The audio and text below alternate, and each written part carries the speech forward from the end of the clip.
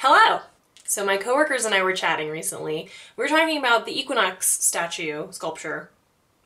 You can pretty much see it if you're driving south on the 25. It's those three horses on a railroad tie. What is it?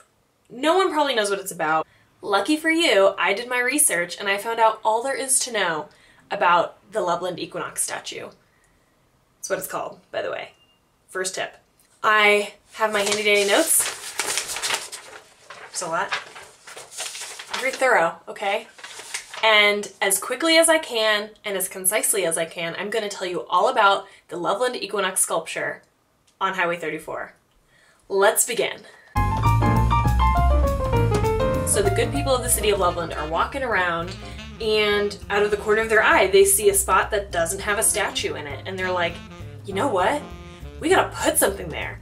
So they start this contest and they allow submissions from a bunch of artists and they get about 143 submissions total. Eventually they narrowed it down to one submission, a group of 3 dudes named Jack, Doug, and Doug. Now, before I tell you about Jack, Doug, and Doug and their submission, I want to tell you that the city of Loveland had about $225,000 to spend on this. $163,000 came from the Department of Transportation, and the rest came from the Art and Public Places Fund, which is apparently a thing. Let's bring back Jack, Doug, and Doug. They came up with this giant statue featuring 3 horses, and it's 5 stories tall, it can withstand 90-mile-per-hour winds, and it's 13 tons.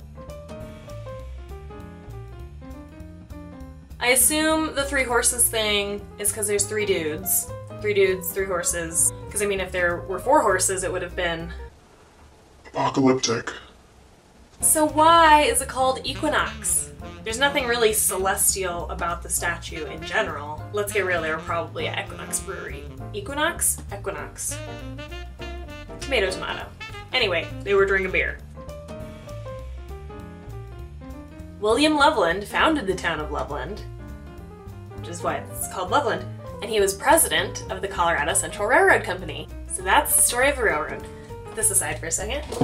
But you can't just have a railroad, though. That's boring.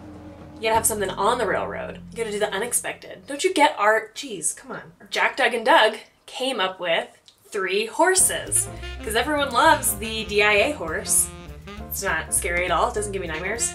But if you're gonna do 1 horse, you might as well do 2 horses. But, I mean, if you're gonna do 2 horses, you might as well just throw 1 more in there and do 3. You could do 4, but that's not advised. Back to 3. Nope, don't want to do that. The first horse has a heart, because Loveland is the sweetheart community. Sweet. So the second horse has a circuit board. Because of circuitry and HP and the NASA thing that was supposed to get like 10,000 jobs for the city of Loveland, but it ended up not working out. But hey, it still could happen. The third horse has a hand.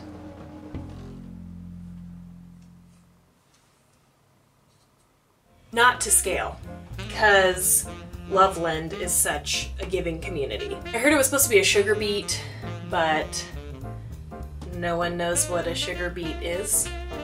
So, overview. In conclusion, whatever. Railroad, because of William Loveland.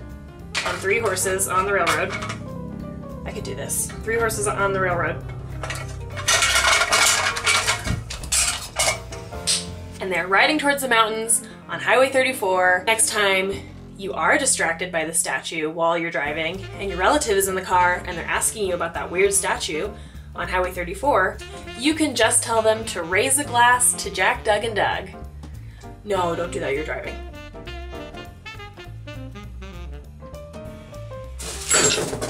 Oh no.